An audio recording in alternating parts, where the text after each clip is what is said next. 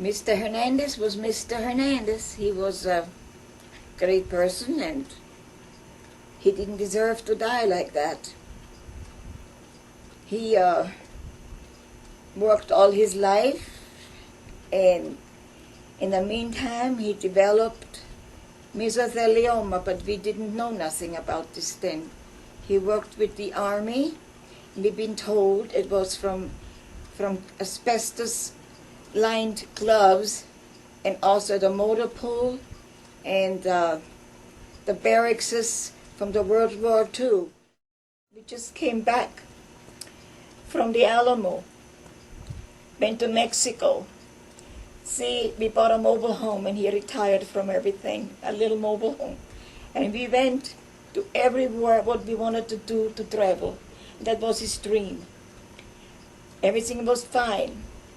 And then back and forth, and then the last time we went was April the 4th, we went camping, and then we came back, from all them places, and he started to cough.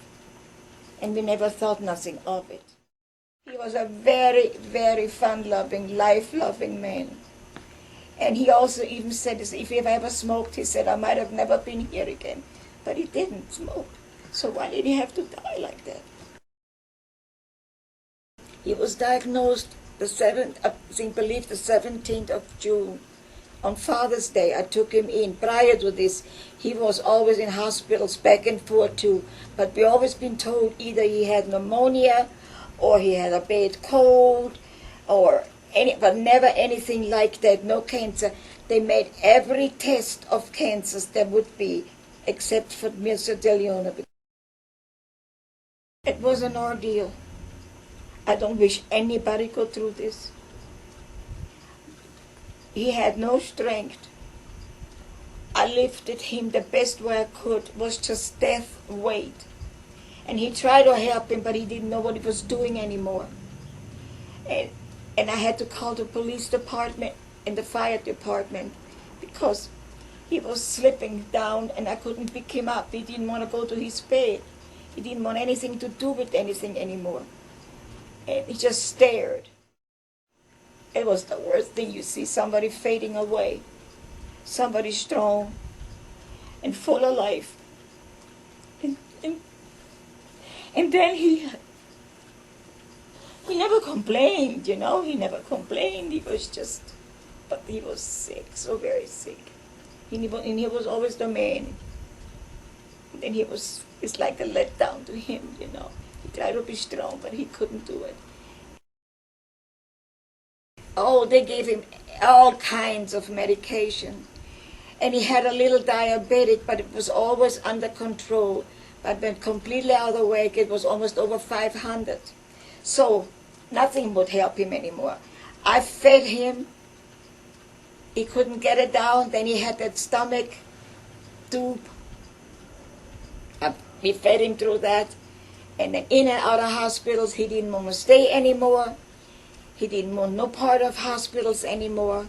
And we took him home because he refused to stay. When he was laying in that hospital bed, he told me to bring him his hat. And his hat said on there, what? Me? Worry with a, how you say this in English? Question mark? Yes, with a question mark. He never complained, but he was miserable. I saw that. I saw how bad he was, and all the nurses. And everybody treated him pretty good, I have to say that, but it was hopeless, and I didn't believe it was hopeless because I didn't give up, but it was the truth. What advice? To go and find out why he had to be or her dying like this. Why couldn't they say this a long time ago? That some problems like this they have, Why did they let the people go through all this? I think I'm sorry, but I'm going to say it. It's greed. That's my opinion. But to go through this, I don't wish nobody. The advice is stick by him. Do what you can do. Don't never give up. But it's a death sentence. It's more or less not working. It's more. They told me that, and I refused to believe that. But it was the truth. I just tell people to be good to each other.